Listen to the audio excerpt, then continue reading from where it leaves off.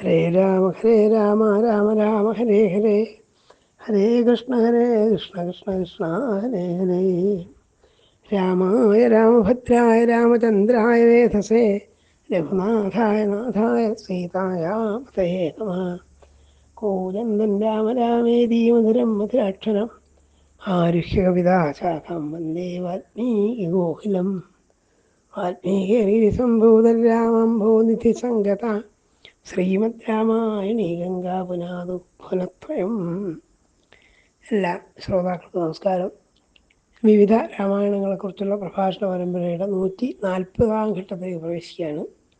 തൊട്ടുമുമ്പ് നമ്മൾ കണ്ടത് സുന്ദരകാന്ഡത്തിൽ 1-ാം സർഗത്തിൽ വെല്ലുവിളികളെയും പരീക്ഷണങ്ങളെയും പ്രലോഭനങ്ങളൊക്കെ അതിജീവിച്ചിട്ട് ആ മാരുതി ലങ്കയുടെ, അതായത് ഈ കടലിൻ്റെ അങ്ങേക്കരയ്ക്ക് ലങ്കയുടെ തൊട്ടടുത്ത് എത്തിക്കഴിഞ്ഞു.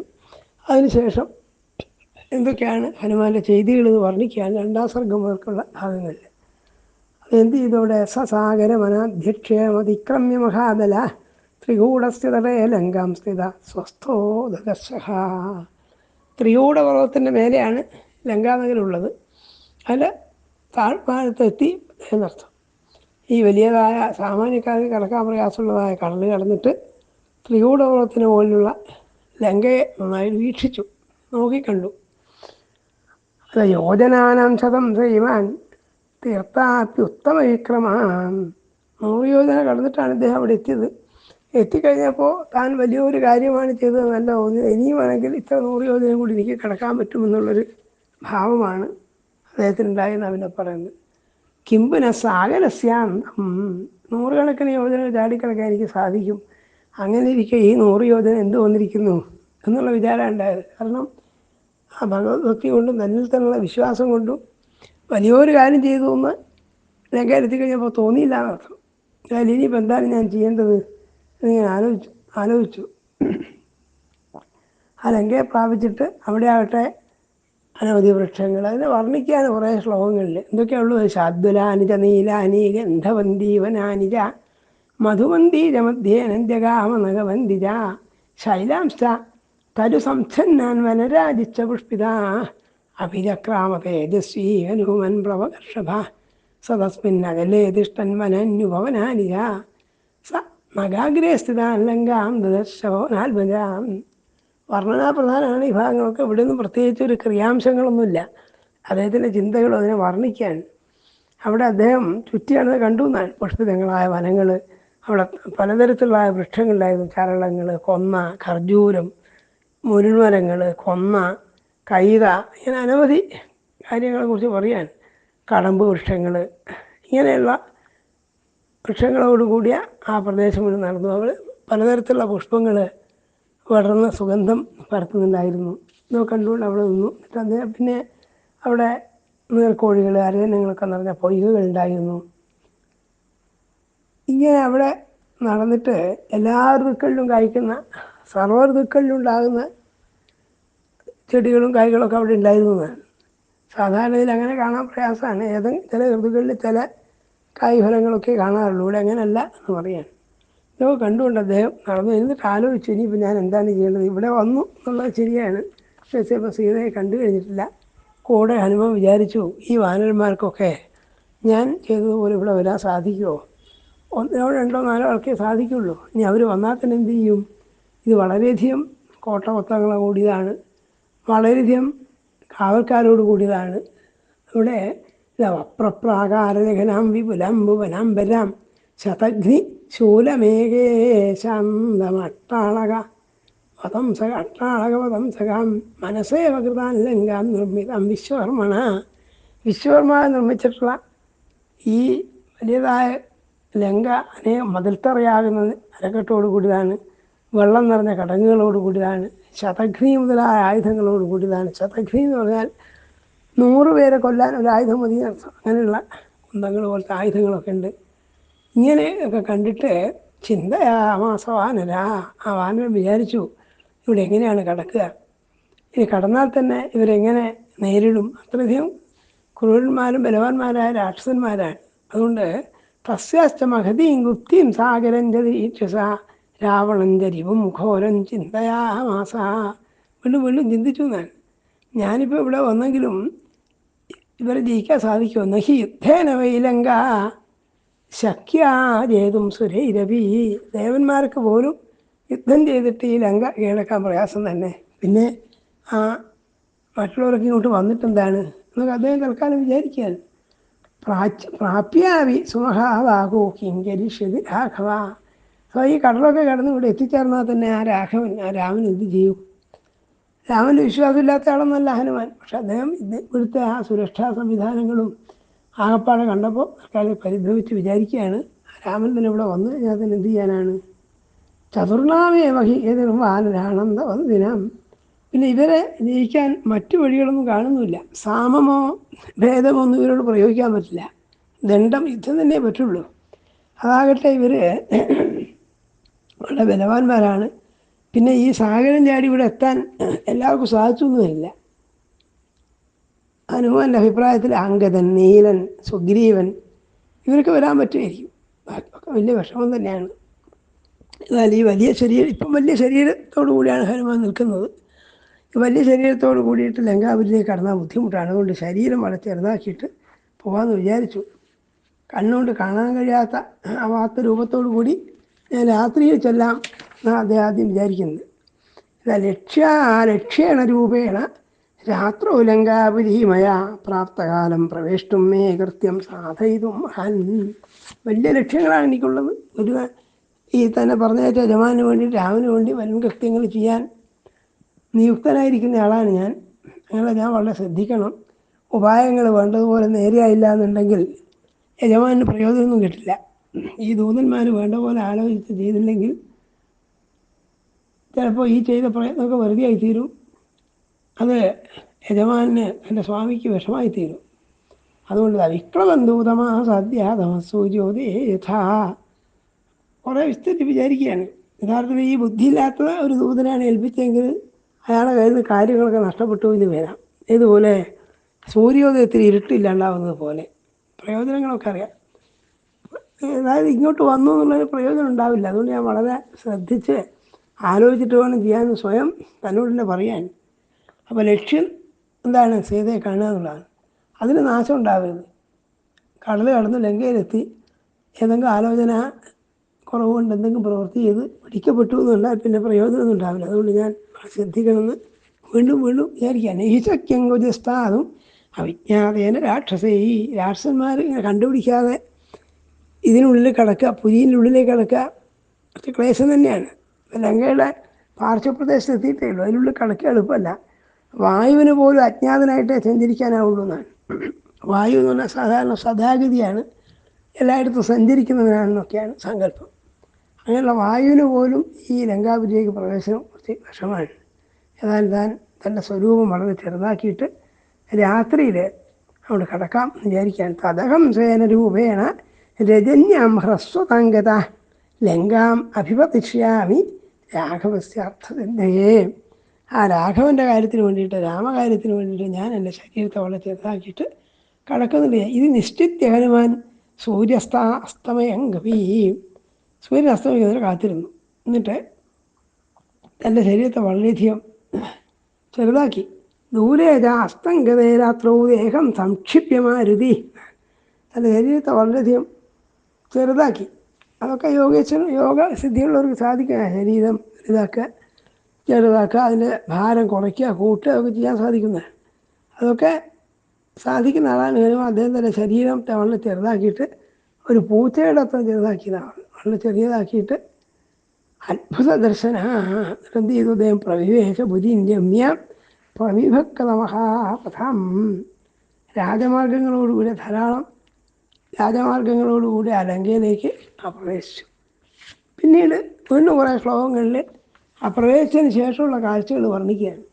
പ്രാസാദാമാലവിതതാം സ്തംഭൈ കാഞ്ചനസന്നിഭൈ ശാതകംഭനിഭൈജാലയും ഗന്ധർവനഗരോപമാം സപ്തഭൗമ അഷ്ടഭൗമൈശ്ച സദ്ദർശ മഹാപുരിം. മാളികൾ നിരനിരയായിട്ട് നിൽക്കുന്നുണ്ട്. ആകാശം തൊടുന്നതായ മാളികളാണ്. സ്വർണം കൊണ്ടും വെള്ളി കൊണ്ടൊക്കെ നിർമ്മിതമാണ്. സ്തംഭങ്ങളുണ്ട്, സ്വർണ്ണ നിർമ്മിതങ്ങളായ ജാലകങ്ങളുണ്ട്. 7-8 നിലകളോടുകൂടിയതായ മാളികളായിരുന്നു. ഇതൊക്കെ കൂടി കണ്ടാൽ ഒരു ഗന്ധർവ നഗരം പോലെ തോന്നുമെന്ന്. വൈഡൂര്യങ്ങൾ, രത്നങ്ങൾ മുതലായതൊക്കെ അവിടെ ഭിത്തിമേലും തറയിലൊക്കെ പതിച്ചിട്ടുണ്ട്. ഇത്രയൊക്കെ കേമാൻ അനേക ഭവനങ്ങൾ, രാക്ഷസന്മാർ, യോഗ്യന്മാരായ ആളുകൾക്കൊക്കെ പ്രത്യേക ഭവനങ്ങളുണ്ട്. സങ്കല്പിക്കാൻ തന്നെ സാമാന്യം വിഷമാണ് ആളുകൾക്ക്. ഇത്തരം ഒരു സൗഭാഗ്യത്തോടു കൂടി ഒന്ന് സങ്കല്പിക്കാൻ വിഷമാണ്. ഇതൊക്കെ കണ്ടു അദ്ദേഹം. എന്നിട്ട് വിചാരിക്കുക, അതേസമയം അദ്ദേഹത്തിന് ദുഃഖം ഉണ്ടായി, ഹർഷം ഉണ്ടായി എന്നാണ്. ദുഃഖം ഇവിടെ ഒന്നും എന്ത് ചെയ്യാൻ കഴിയും, എങ്ങനെയാണ് ഈ രാവണാദികളെ തോൽപ്പിക്കാൻ കഴിയാമെന്ന് വിചാരിച്ച് ദുഃഖമുണ്ടായി. അതേസമയം ഇവിടെ എത്താൻ കഴിയുമല്ലോ എന്ന് വിചാരിച്ചിട്ട് സന്തോഷമുണ്ടായി. സുഗ്രീവ നിർദ്ദേശപ്രകാരം താനും ഇവിടെ എത്തിച്ചേർന്നല്ലോ. അചിന്യാമത്ഭുതാകാരാം ദൃഷ്ട്വാലങ്കാം മഹാകവി ആസീൻ വിഷണ്ണോ ഹൃഷ്ടശ്ച വൈദേഹ്യാദർശനോത്സുകാം. ആ വൈദേഹിയെ, സീതയെ കാണാൻ വേണ്ടിയിട്ട് ഉത്സുകനായിരിക്കുന്ന ആ മാരുതിക്ക് ഹൃദയത്തിൽ ഒരു തരത്തിൽ സന്തോഷമുണ്ടായി, ഒരു ദുഃഖം ഉണ്ടായിരുന്നാണ്. അവിടെ എങ്ങനെയുള്ളതാണ് ഈ ലങ്കാപുരി എന്ന് വീണ്ടും വേണ്ടിക്കുക. സപാണ്ഡുരാവിദ്ധ വിമാനമാലിനിയും മഹാർഷജാംബൂനതജാലതോരണം യശസ്വിനിം രാവണബാഹുപാലിതം ക്ഷപാതരൈർ ഭീമബലൈ സുപാലിതം. വലിയ ബലത്തോടുകൂടിയവരായ രാക്ഷസന്മാരാൽ പാലിക്കപ്പെടുന്നതും യശസ്വിയായിരിക്കുന്ന രാവണൻ്റെ കരബലം കൊണ്ട് നിൽക്കുന്നതും യശസ്വിനിം രാവണബാഹുപാലിതം. അവിടെ യശസ്വിനി എന്ന് പറഞ്ഞാൽ കീർത്തി കേട്ടതാണ് രാവണൻ്റെ ബാഹുപരാക്രമങ്ങൾ. അങ്ങനെയുള്ള രാവണനാൽ രക്ഷിക്കപ്പെടുന്നതാണ്. ചന്ദ്രോപി സാജീവ്യവിവാസ്യ കുർവൻ താരാഗണയും മധ്യഗതോപി രാജൻ. യഥാർത്ഥത്തിൽ താരാഗണത്തിൽ ചന്ദ്രൻ എന്ന പോലെ ഇത് ശോഭിക്കുന്നുണ്ടെന്നാണ്. അങ്ങനെയുള്ള ഈ ലങ്കാപുരി എങ്ങനെയാണ് കീഴടക്കാൻ സാധിക്കുക എന്നൊക്കെയാണ് അദ്ദേഹം വിചാരിക്കുന്നത്. ആ സമയത്ത് എല്ലാവർക്കും നിലാവ് വ്യാപിച്ചു. അതിൽ ആ ലങ്കാപുരം മുഴുവൻ വളങ്ങിയതാണ്. ചന്ദ്രോപി സാജീവ്യവിവാസ്യ കുർവൻ. ആ ചന്ദ്രൻ ഉച്ചനിൽക്കുന്നതൊക്കെ രാവണനെ സേവിക്കാൻ വേണ്ടിയിട്ട് എന്നുള്ള പോലെയാണ്. അതാണ് തോന്നും പോലെ എന്ന് പറയാണ്. ഇവ എന്ന് പറഞ്ഞാൽ അതിനാണ്. ചന്ദ്രോപി സാജീവ്യവിവാസ്യ. ചന്ദ്രൻ പോലും ഈ വളരെയധികം പ്രതാപശാലിയും ഘോരനൊക്കെ ആയ ഈ ദശകണ്ഠന് സേവനം ചെയ്യാൻ വേണ്ടിയിട്ടാണ് ഉച്ച നിൽക്കുന്നത് തോന്നുന്നത്. അങ്ങനെ അവിടെ നിന്നിട്ട് ദശ ചന്ദ്രം സകവിപ്രവീര പോപ്ലൂയമാനം സരസീവ ഹംസം. ഇതൊക്കെ കണ്ടുകൊണ്ട് ആ ചന്ദ്രനെ കണ്ടത് എങ്ങനെയാണ്, സരസിൽ നീന്തി കളിക്കുന്ന ഹംസത്തെ പോലെ. ഹംസ അരയന്നെ ആകാശമാകുന്ന വലിയ പൊയ്യയിൽ നീന്തിക്കളി. ആ ചന്ദ്രനെ കണ്ടപ്പോൾ ആ ചന്ദ്രൻ പൊയ്യയിൽ നീന്തി കളിക്കുന്ന ഹംസം പോലെ തോന്നിച്ചു എന്നാണ്. വിചാരിച്ചിട്ട് അദ്ദേഹം അവിടെ കുറച്ച് നേരം നിന്നു.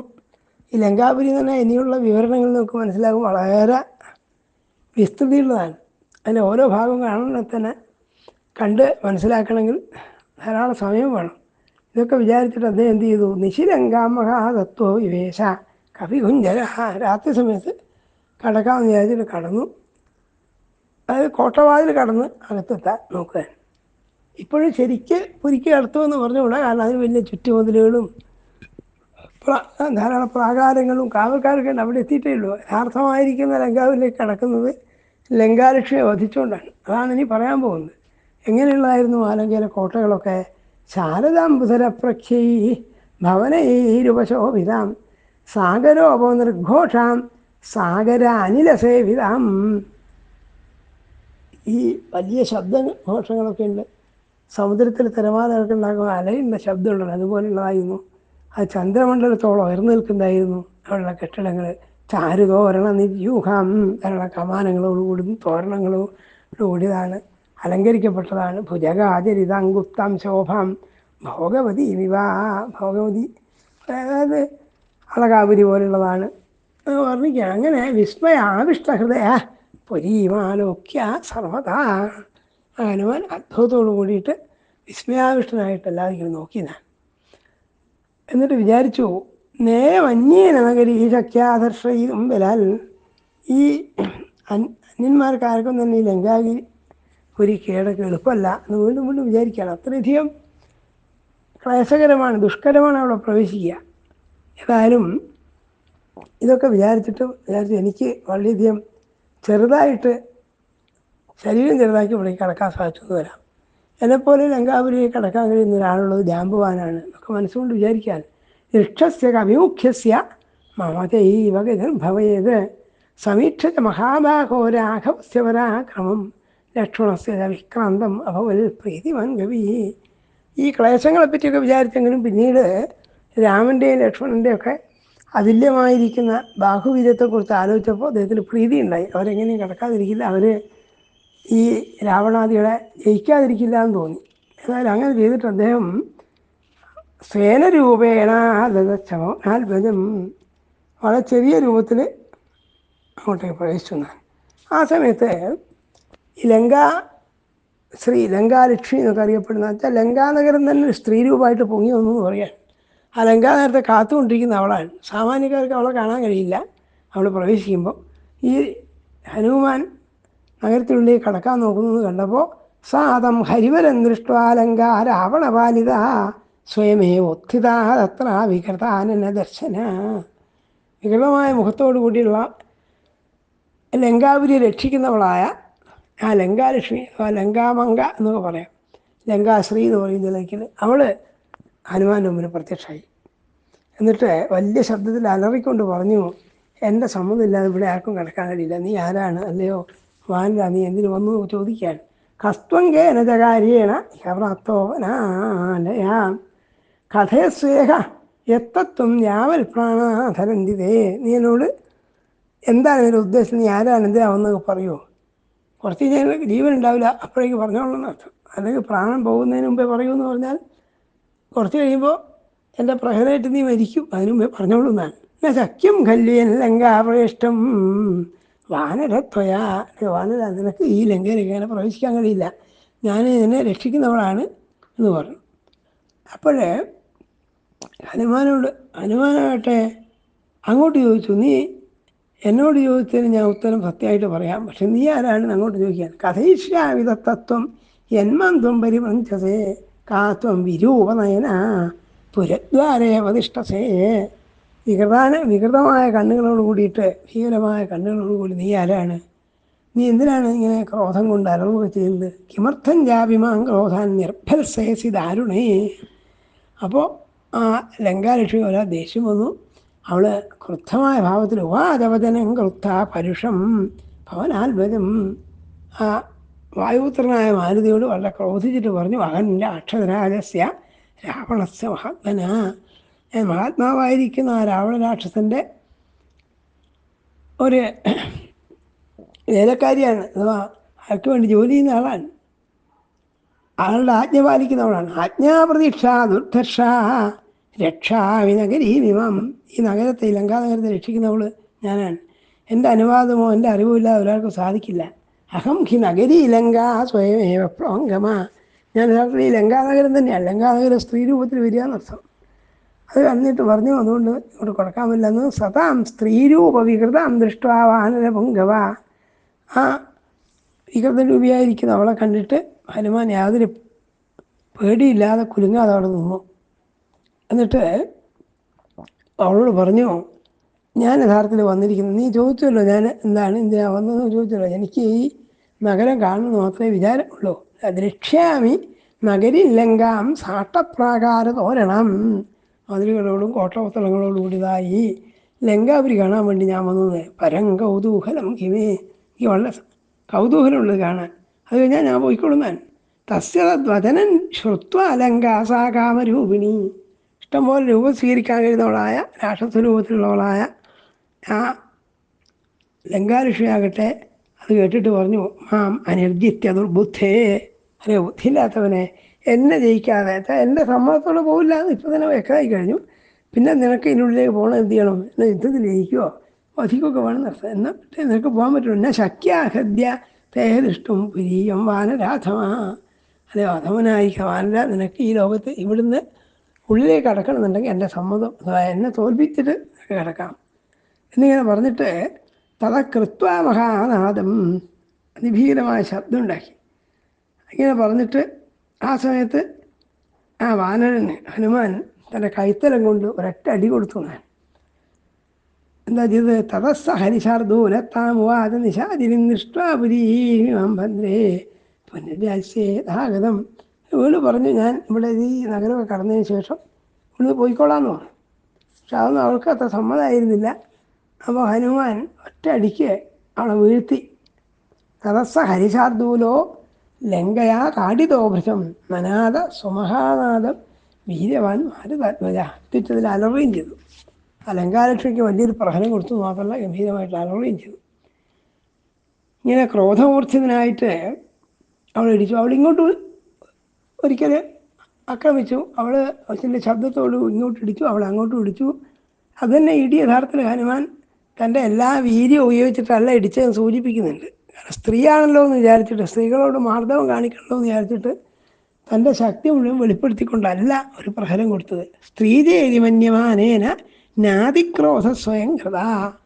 വലിയ ക്രോധമൊന്നും അവളോട് കാണിക്കാതെ ആണ് അവൾ അടിച്ചത്. എന്നിട്ട് പോലും അവളെന്ത് ചെയ്തു? പപാതാ, നിലത്ത് വീണു. സഹസാ ഭൂമൗ വികൃതാനന ദർശന. വികൃതമായ മുഖത്തോടു കൂടി അവൾ ആ ഹനുമാൻ്റെ അടിയേറ്റിട്ട് നിലത്ത് വീണു.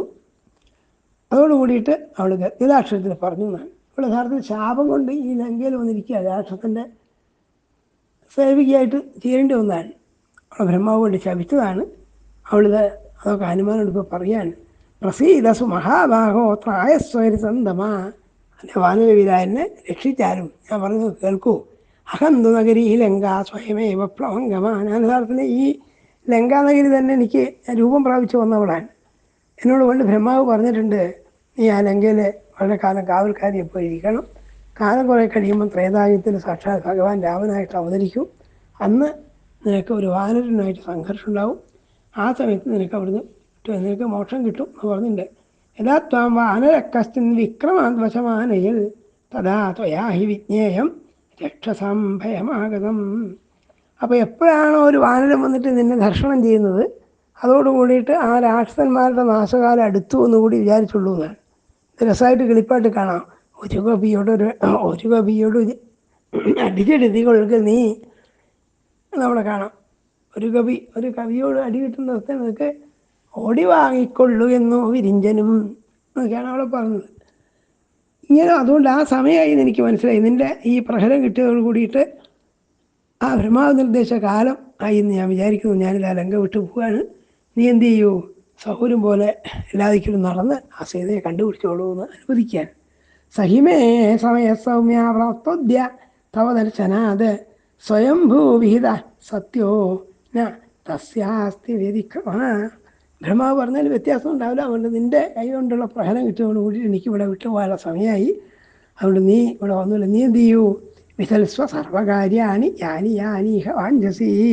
നിനക്ക് എന്തൊക്കെയാണ് ഇഷ്ടം, നിൻ്റെ താല്പര്യങ്ങൾ എന്തൊക്കെയാണോ അതനുസരിച്ച് ഈ ലങ്കാപുരി നടന്നുകൊള്ളൂ, സീതയെ കണ്ടുപിടിച്ചോളൂ എന്ന് പറഞ്ഞിട്ട് ആ ലങ്കാലക്ഷ്മിയെ ലങ്കാനഗരം വിട്ടുപോവാണ്. പ്രവിശ്യ ശാപോപകതാം ഹരീശ്വര പുരീം ശുഭൻ്റെ അക്ഷസമുഖ്യവാലിതാം യഥയാത്വം ജനകാത്മജാം സതീം വിമാർഗ സർവത്രഗതോ യഥാസുഖം.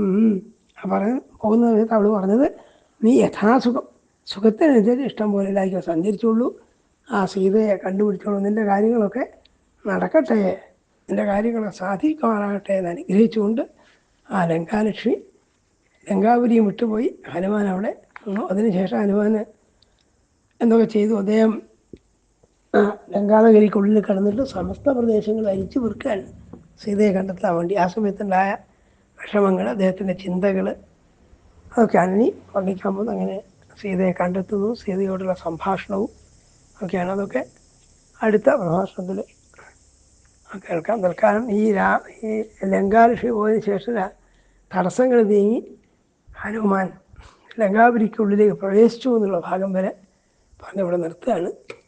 അടുത്തത് ഉള്ള സംഭവങ്ങളൊക്കെ അടുത്ത പ്രഭാഷണങ്ങൾക്ക് പറയാം. നമസ്കാരം.